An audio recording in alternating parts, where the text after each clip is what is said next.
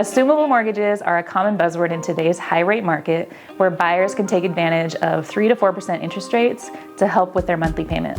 We've had buyers recently ask about assumable mortgages as they are seeing them in listing descriptions. Can you tell us more about what an assumable mortgage is?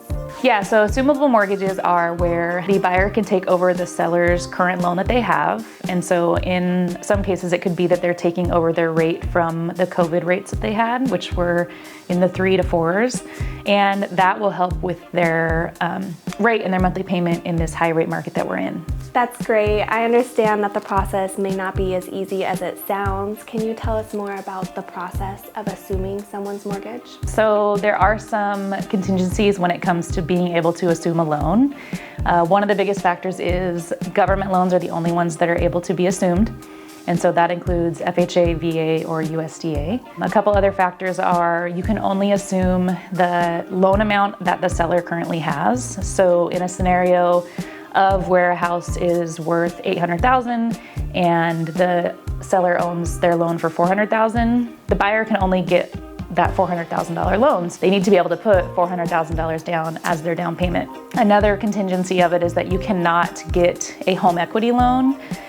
Some people have thought, well, I'll just get a piggyback home equity loan, which means I'll take out a home equity loan on the house that I'm buying from them, and they do not allow that. So you can't get a loan for that down payment amount.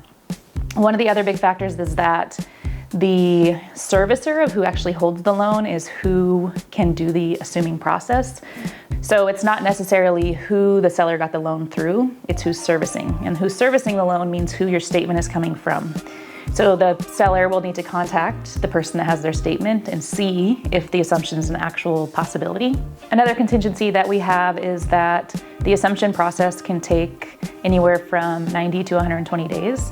So the seller needs to be okay with the fact that the process isn't going to be completed for 3 to 4 months. And so in some cases, maybe a rent back is an option where the buyer gets in and rents it from the seller. But in a lot of cases, when the seller is making a move to go buy their next house and they need to sell, the assumption process can just be a lot more complicated than it seems. That's a lot of great information. At the end of the day, I think it's important to get in front of professionals who can give you insight on all of your options.